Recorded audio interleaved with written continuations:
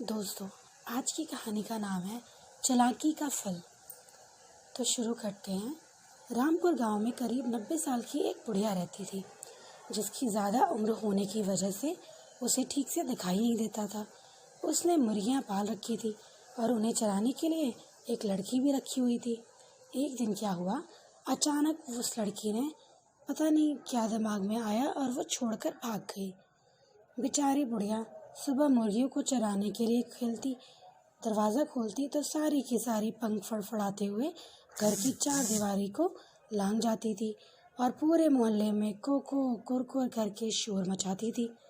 कभी कभी तो पड़ोसियों के घर में घुसकर सब्जियां खा जाती थी, या फिर कभी पड़ोसी उनकी सब्जी बनाकर खाया जाया करते थे। दोनों ही हालातों में बेचारी बुढ़िया का ही नुकसान होता था। जिसकी सब्जियां खाती वो बुढ़िया को आकर बुरा भला कहता था, और फिर जिसके घर में मुर्गियां पकती उससे बुढ़िया की हमेशा के लिए दुश्मनी हो जाती थी। थक हार कर बुढ़िया ने सोचा कि बिना नौकर के इन मुर्गियों को पालना करना तो मुझ जैसी बुढ़िया की बस की बात ही नहीं है। कहाँ तक मैं इन मुर्गियों को हाँकती रहूँगी, जरा सा काम करने में तो मेरा दम फूलने लगता है। यह सोचते हुए बुढ़िया डंडा टेकती नौकर की तलाश में निकल पड़ी। पहले तो उन्होंने अपनी पुरानी मुर्गियाँ चराने वाली लड़की को ढूंढा, परंतु उसका कुछ पता नहीं चला। उसके माँ बाप को भी उसके बारे में कुछ नहीं पता था।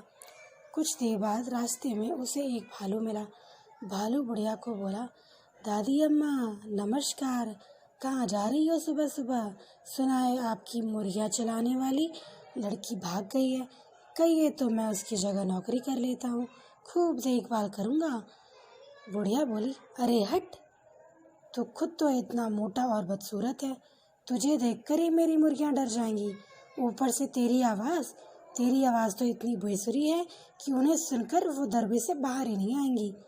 मुर्गियों के कारण मोहल्ले में वैसे ही मेरी इतने दुश्मन है, और तुझ जैसा जंगली जानवर रख लूँगी तो मेरा तो जीना मुश्किल ही हो जाएगा। छोड़ो मेरा रास्ता, मैं खुद ही ढूंढ लूँगी अपने लिए नौकर, हट जा। इतना ही कहकर बुढ़िया आगे बढ़ गई। थोड़ी देर बाद बुढ़िया को एक सियार मिला और बोला, राम राम बुढ़िया नानी, किसे ढूंढ रही हो आप? बुढ़िया बोली, मैं अपने लिए एक नौकरानी ढूंढ रही हूँ जो मेरे मुर्गियों की देखभाल कर सके। मेरी पुरानी वाली नौकरानी तो इतनी दुष्ट निकली कि बिना बताए कहीं भाग गई। अब मैं अपनी मुर्गियों की देखभाल भला कैसे करूँ? क्या तुम किसी ऐसी लड़की को जानते हो जिसे 100 की गिनती आती हो? क्योंकि मेरे पास तो 100 ही मुर्गियाँ हैं जिनको गिनकर दरबे में रख सके। यह सुनकर सियार बोला, बुढ़िया नानी, ये कौन सी बड़ी बात है? चलो अभी मैं तुम्हें एक लड़की से मिलाता हूँ जो मेरे पड़ोस में ही रहती है और वह रोज़ जंगल के स्कूल में जाती है। उसे 100 तक गिनती तो आती ही होगी। आओ मैं तुम्हें उससे मिलाता हूँ। सियार भाग कर गया और अपने पड़ोस में रहने वाली एक बिल्ली को बुला कर ले आया। बिल्ली को देखकर बुढ़िया बोला, हे भगवान, क्या जानवर भी कभी नौकर हो सकते हैं? जो अपना काम ठीक से तो कर नहीं सकती, वह मेरा काम क्या कर लेगी? लेकिन बिल्ली बहुत ही चालाक थी। आवाज़ को मीठा बनाकर बोली, बुढ़िया नानी, आप बिल्कुल परेशान ना हो। कोई खाना पकाना का काम थोड़ी है न जो मैं ना कर सकूं।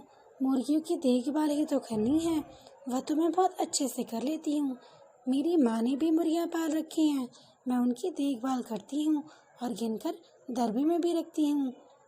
इतना सुनकर बुढ़िया दादी ने उसकी बात को सुनकर बहुत ही अच्छा लगा उसने उसे नौकरी पर रख लिया।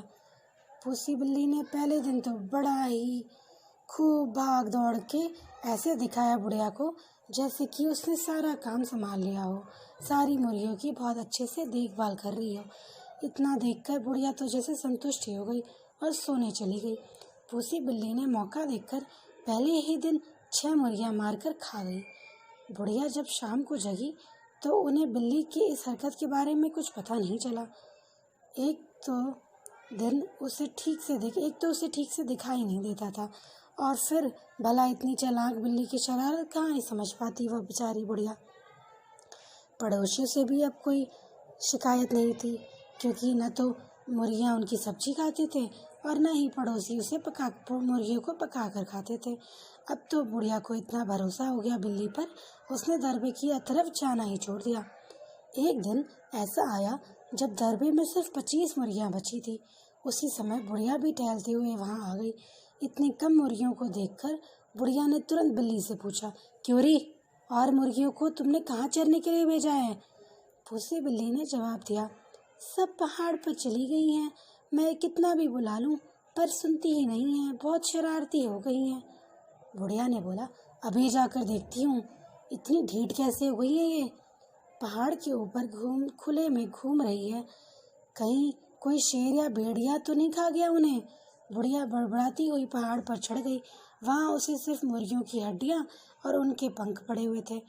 उसे देखकर बुढ़िया को बिल्ली की सारी करतूत समझ आ गई। वह तेजी से घर की ओर लौटी। इधर पूसी बिल्ली ने सोचा, बुढ़िया को आने में अभी वक्त लगेगा, क्यों न बची हुई मुर्गियाँ भी खा लूँ।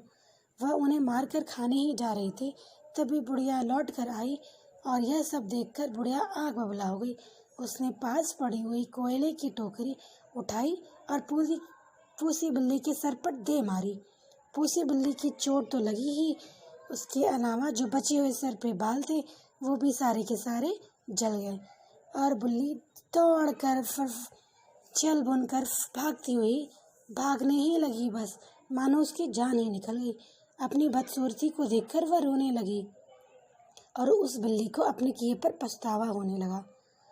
तो दोस्तों, आज की कहानी से हमें यही सीख मिलती है कि हमें लालच नहीं करनी चाहिए। लालच का फल बहुत ही बुरा होता है। हमारे पास जितना भी कुछ हो, हमें उसी में संतुष्ट रहना चाहिए, वरना जैसा ही इस लालची पूसी बिल्ली का हाल हुआ वैसा ही हमारा भी हाल होगा।